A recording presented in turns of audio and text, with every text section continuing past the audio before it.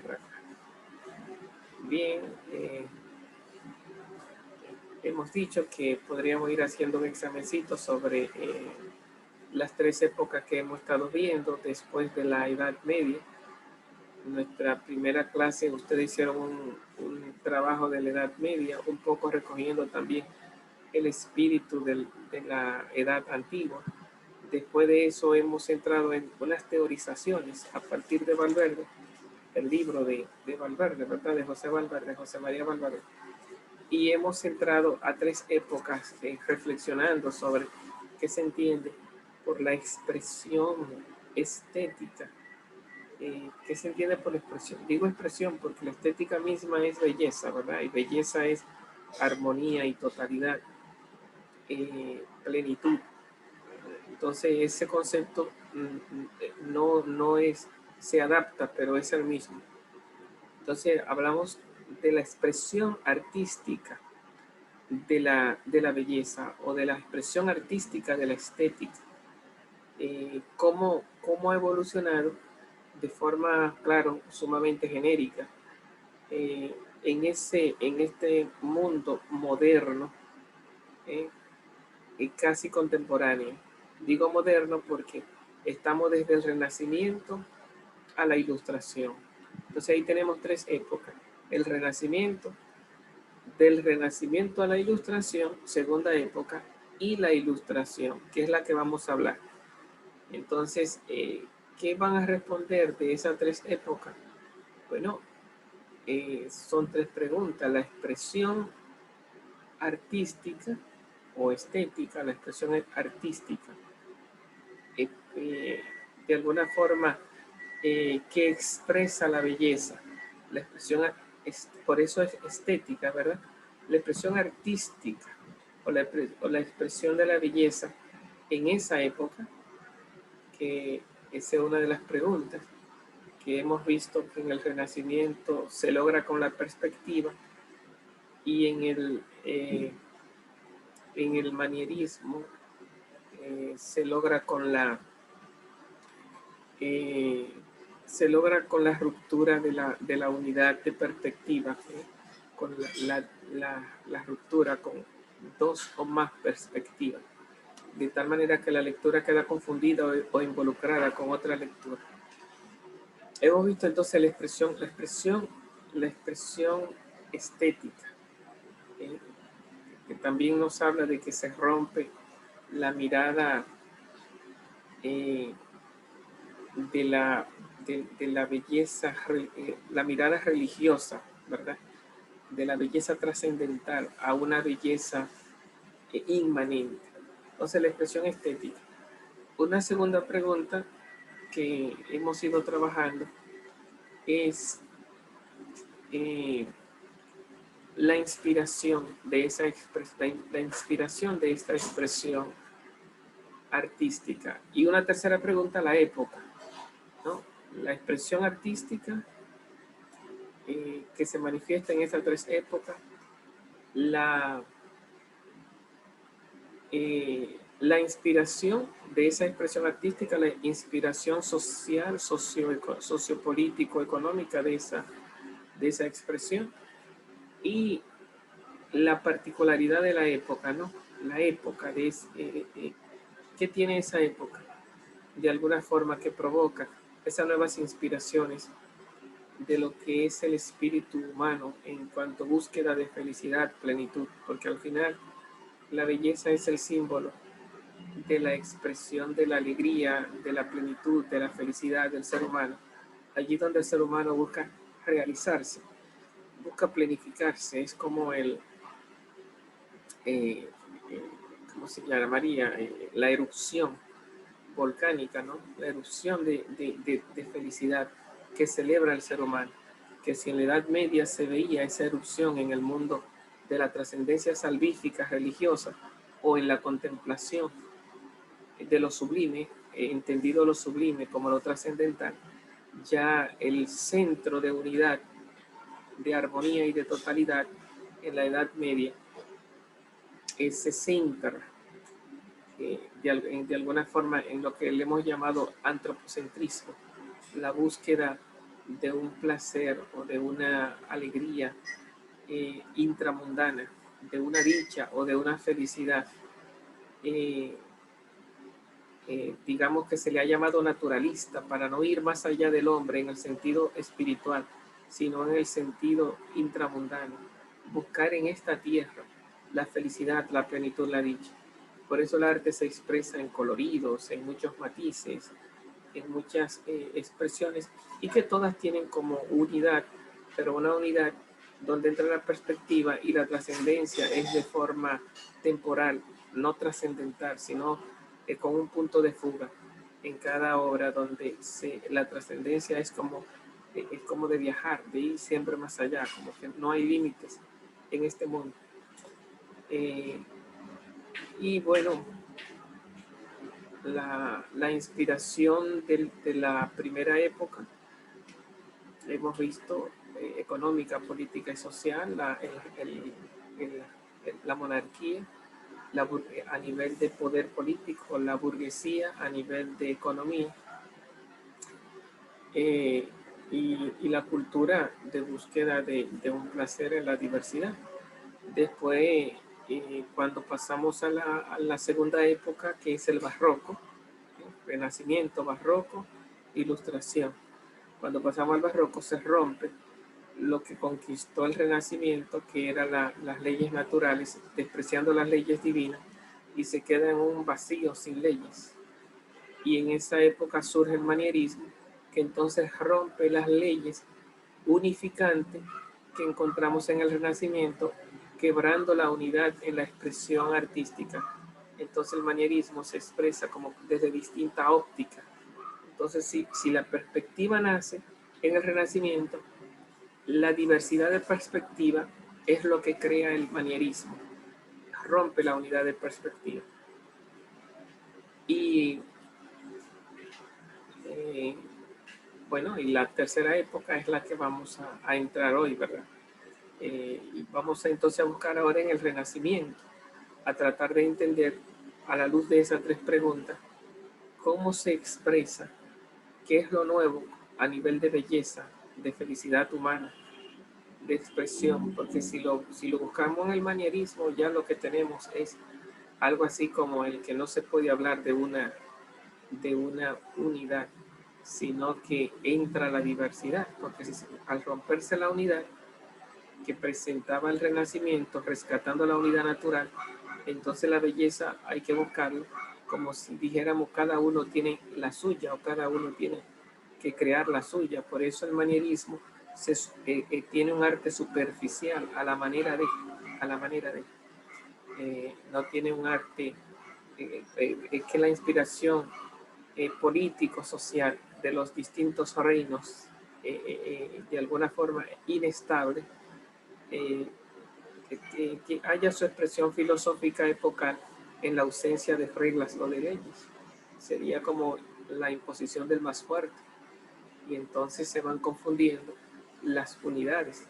Si antes hubo una unidad divina, después hubo una unidad imperial, después vino una unidad monárquica, entonces en el barroco tenemos algo así como las luchas entre reinos. Entonces como que y además también es la época en que la misma iglesia se está diversificando, el cristianismo se diversifica. Entonces ni la religión es una, ni la política es una. Y en ese sentido la expresión artística manierista expresa que la belleza es como a la manera de, es como que se rompe la unidad. Repetimos, lo que está en juego no es la belleza en tanto que belleza, eso sigue siendo lo mismo, es armonía, es totalidad, es donde nada falta y nada sobra, pero sus expresiones en una totalidad divina, sería medieval, en una totalidad natural y realística, pero unidad, inspirada en las unidades de los sistemas políticos monárquicos, se expresaría en la perspectiva, su expresión física en la pintura, y en el manierismo, en la diversidad de perspectiva, que sigue siendo unidad, en tanto que la obra, aunque rompe las perspectivas, expresa lo que se llama el concepto de totalidad y armonía, porque el arte nunca es desarmónico. Tendrá diversidad de perspectivas, pero siempre es armonía, siempre el que hace arte no es un profesional que respeta las reglas del juego, y no es que hace lo que quiere, sino que respetando esas leyes hace expreso para la humanidad la dimensión de los nuevos gustos, ¿verdad? De la diversidad. Bien, entonces ahora nos encaminamos a lo que se llama la edad,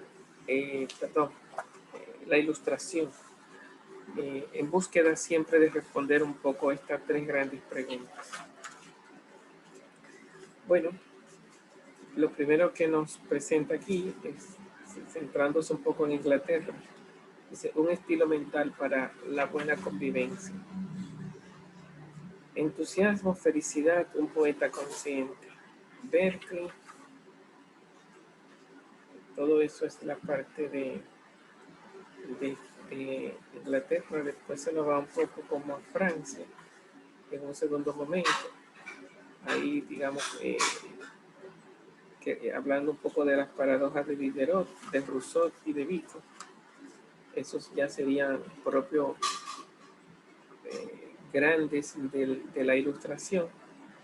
Y en Alemania tenemos que la estética como asignatura en torno a la Kunst. Entonces, el mayor exponente, lógicamente, de toda esta diversidad que también se presenta en Alemania, y con lo que termina esta obra, es con Immanuel Kant. Entonces, tiene ahí de alguna forma una trayectoria compleja. No, claro, por lo visto lo vamos a comenzar.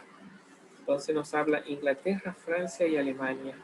Inglaterra serían como los centros, es como el centro europeo, ¿verdad?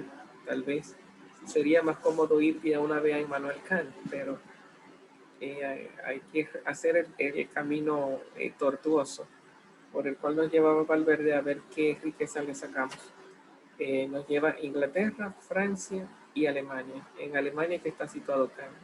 En Inglaterra está situado el empirismo. Entonces, en Francia es más de orden racionalista, hablando un poco como de esos tres grandes movimientos, filosóficos, empirismo, racionalismo e idealismo. Kant es criticista, ¿no? Idealismo crítico. Entonces, si uno quiere de alguna forma forzar un poquito esta reflexión hacia la filosofía.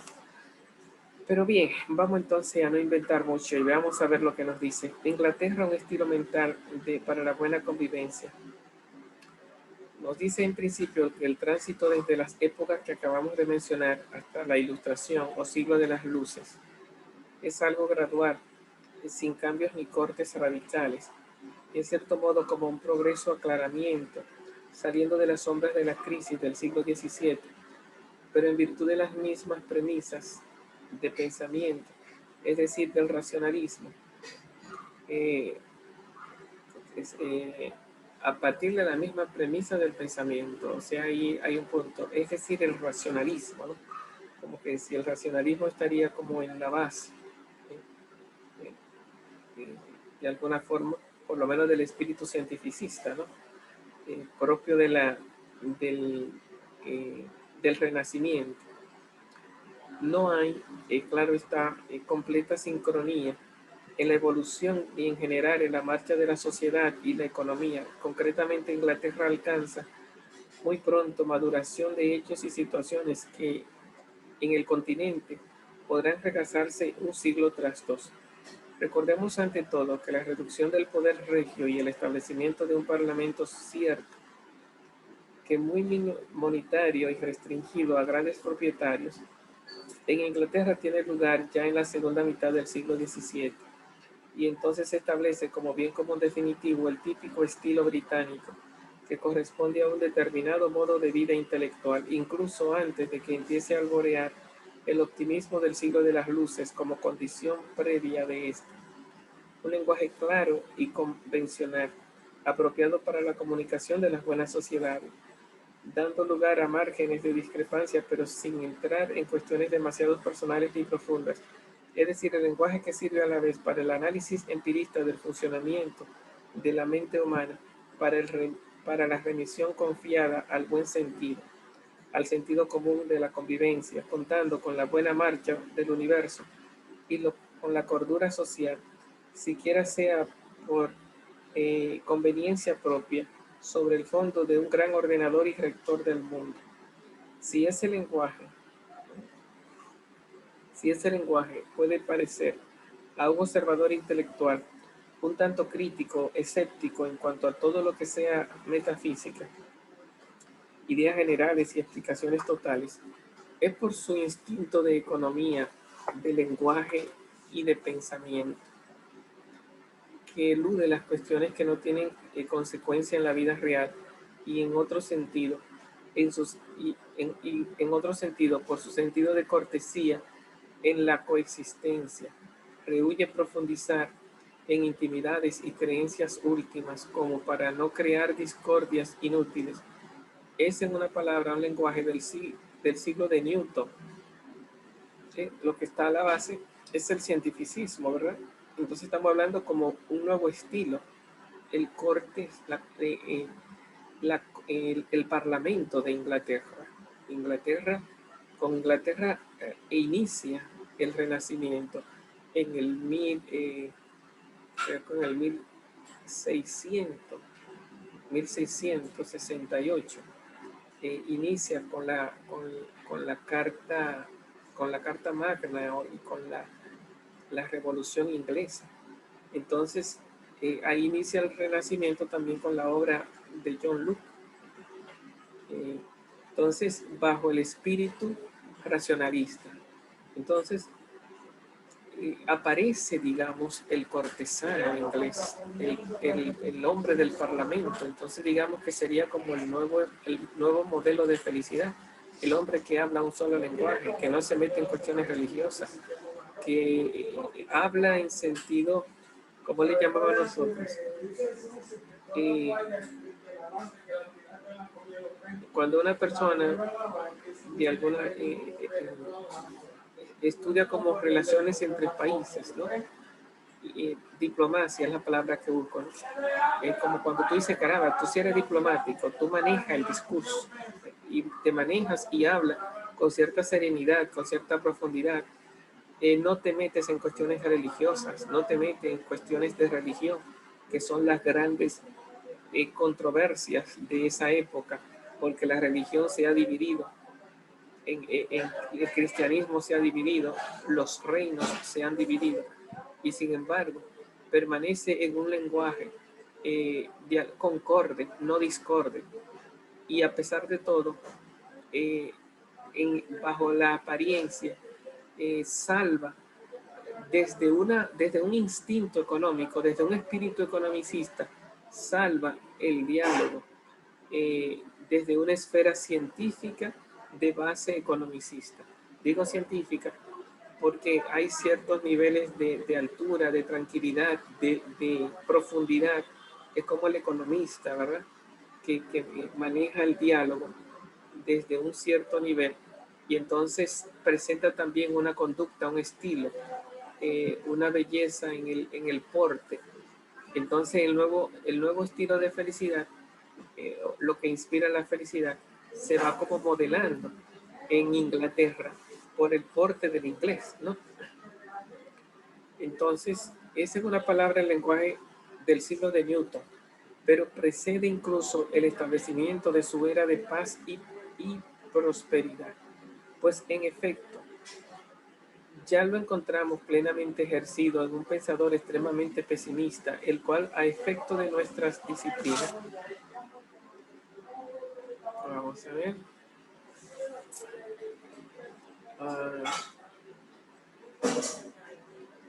a efecto de nuestra disciplina plantea graves exigencias críticas que sin embargo acabarán dejando un inesperado margen de vigencia para lo estético.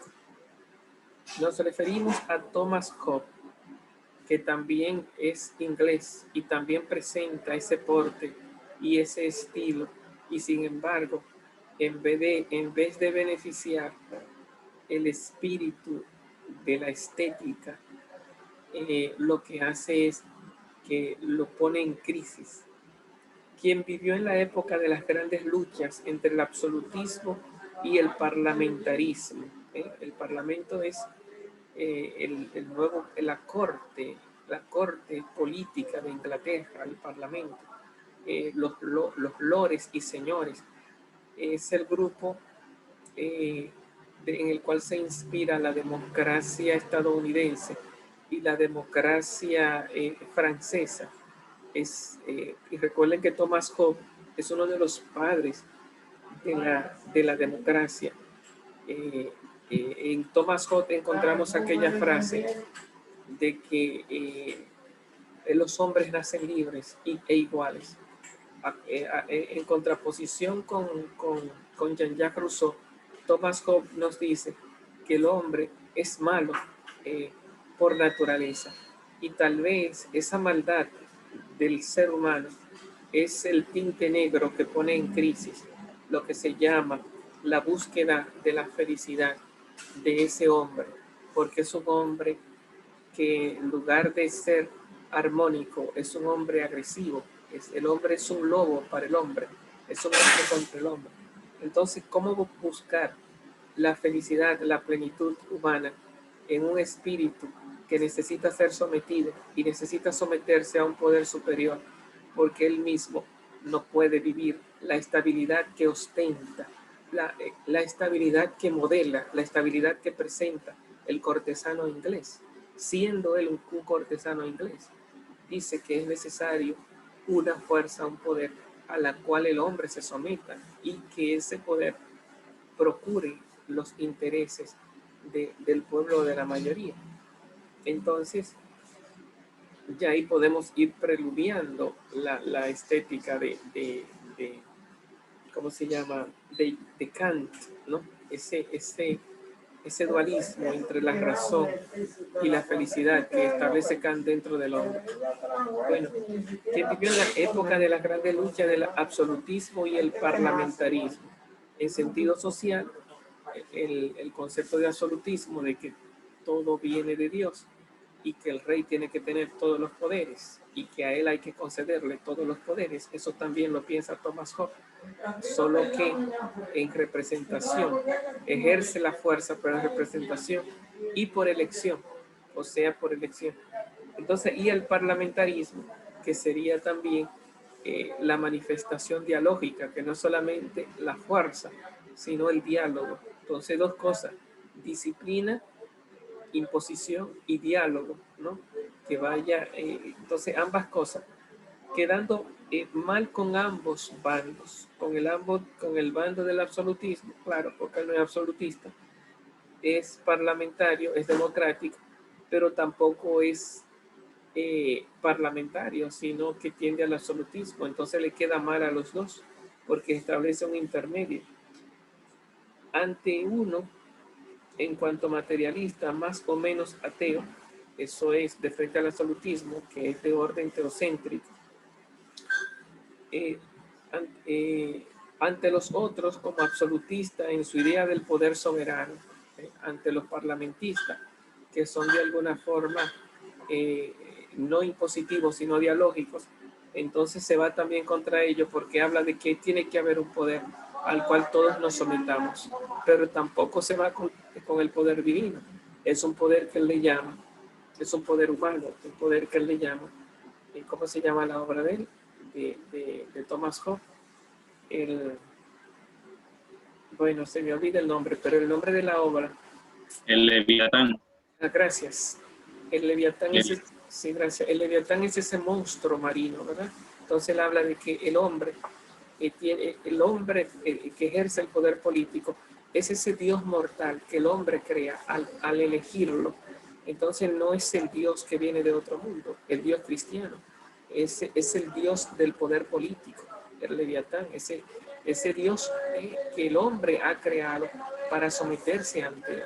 Entonces queda desplazado de los absolutistas que hablan de un Dios sobrenatural y queda desplazado ante los parlamentarios que hablan de una libertad dialógica.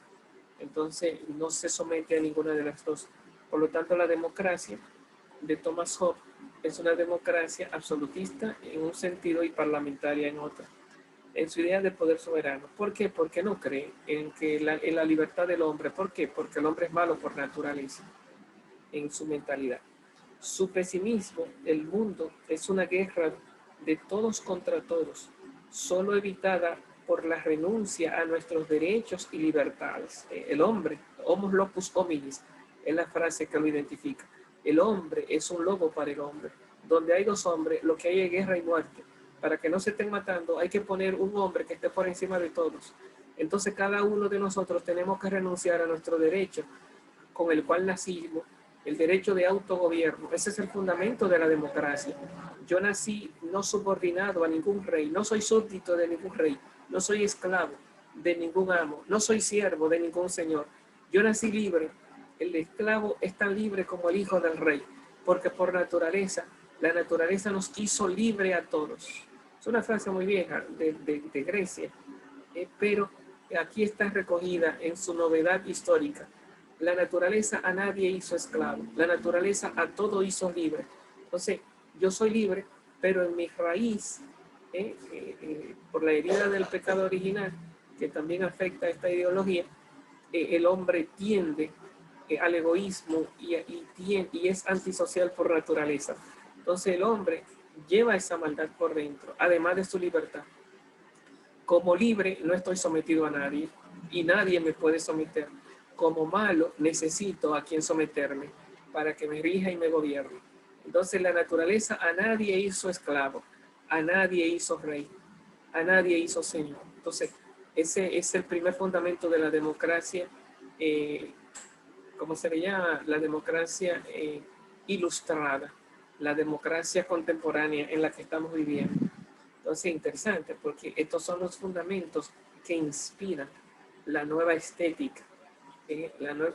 Estamos tratando de entender, pero por lo que vemos, se va distribuyendo esta inspiración que estamos buscando en tres órdenes: el orden inglés, el orden francés y el orden alemán, con Kant.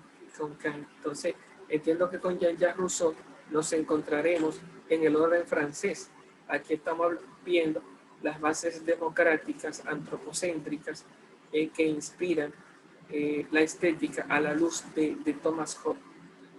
El mundo es una guerra de todos contra todos, solo evitada por las renuncias de nuestros derechos y libertades. Eso sigue vivo en la estética de Immanuel Kant. Puesto en manos de un poder total, el Leviatán, monstruo bíblico que da nombre a su más famoso libro, viene a ser la versión ética y social de la reducción de la vida humana a la recepción de estímulos y la consiguiente reacción que conlleva la posesión y formación de imágenes. Esta suerte de interpretación materialista de la fantasía, sin embargo, tiene casi más de fantasía, dice, de fascinación, de fantasma de la nociología aristotélica. Bueno, tenemos menos de un minuto, se nos va a cerrar. Le invito a entrar en unos aproximadamente 15 minutos para darle lugar a la grabación y seguir entonces con este espíritu inglés de frente al mundo de la estética. Nos vemos en 15 minutos.